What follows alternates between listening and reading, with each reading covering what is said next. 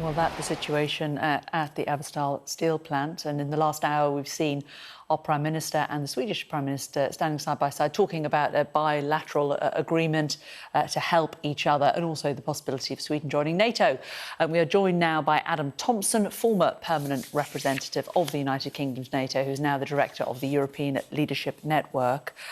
What do you make of this announcement between the two countries about this agreement?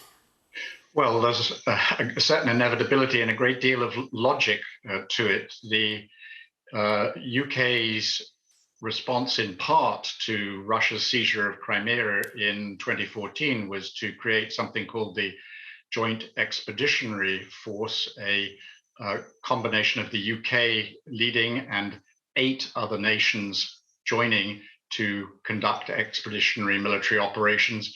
Of those 8, the only 2 that were not part of NATO were Sweden and Finland. So what the Prime Minister is doing today is building on a multi-year collaboration with the Swedes and later with the Finns, and reflecting the very close defence relationship that the United Kingdom has with both Sweden and Finland, against the backdrop, of course, of Russia's invasion of Ukraine and the consideration by both Helsinki and Stockholm of possible membership of NATO. And the key thing there is the question of what happens if Russia were to attack either Finland or Sweden in the period between an application to NATO and the ratification by NATO's 30 members of Swedish and Finnish membership. And I imagine that the Prime Minister is doing quite a lot more today in both capitals than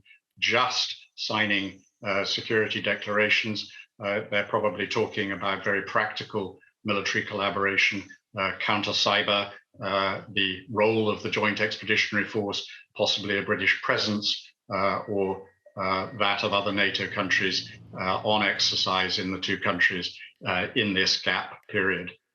And do you think that Sweden and Finland's application to join NATO, if indeed they do put it in, would be favourably received and it would go through quickly? I think it almost certainly will. It's very clear that NATO's 30 governments have already taken that decision. Otherwise, NATO's Secretary General Jens Stoltenberg would not have been saying quite a number of weeks ago that Swedish and Finnish applications would be welcome.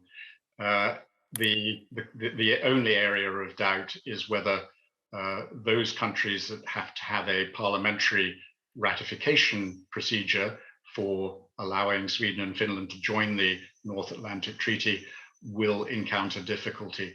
But with the US Senate clearly very solidly behind the case for Swedish and Finnish membership, I think that most NATO countries will line up and ratify, and pretty quickly. I mean, we could see Sweden and Finland in NATO as soon as this autumn.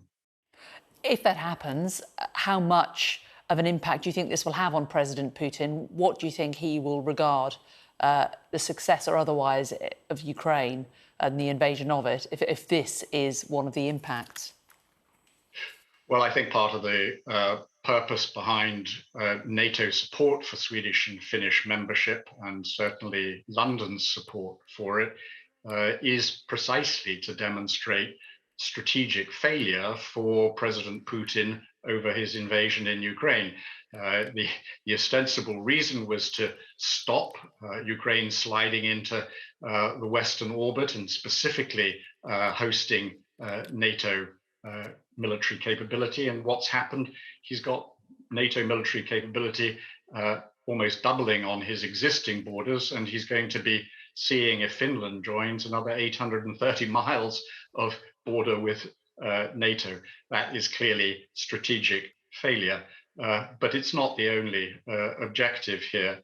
There are important things to be done in terms of both reassuring and defending partners that are military partners for the UK, and for many NATO allies, they are also EU partners as well. Whether this is going to stabilize things on the European continent is another question. Russia's military capability against Finland or Sweden is dramatically reduced at the moment because of its aggression against Ukraine, but in the long term, it will be another source of friction. OK, Adam Thompson, now Director of the European Leadership Network, thank you very much.